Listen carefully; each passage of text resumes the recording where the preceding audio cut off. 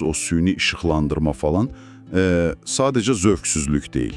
Qətiyyən, onlar 10 illiklər boyu formalaşmış iqtisadi, bürokratik və hətta tarixi bir tıxacın birbaşa vizual təzahürüdür. Tarix deməkkən, bu materiallara baxanda məni ən çox heyrətləndirən elə tarix oldu. Biz bugün yerli sənayeni bayaq işlərdə günahlandırırıq. Amma sənətlər tam başqa şey deyir. Nə mənada? Yəni Azərbaycan kinosu qlobal yarışa arxadan yox, düz start xəttində dünyanın ən birinciləri ilə eyni vaxtda qoşulub. Hə, 1898-ci il məsələsini deyirsiniz. Çox unikal bir dövr idi o. Mən oxuyanda şoka düşdüm. Siz bunu biraz detallı izah edə bilərsiniz? Təbii.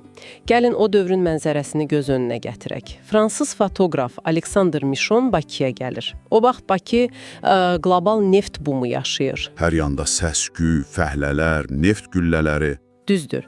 Və Michon'un əlində o Lumière qardaşlarının ilk ağır taxta mexaniki kameralarından biri var. O, Bibi Heybətdən neft fontanı yanğınını lentə alır.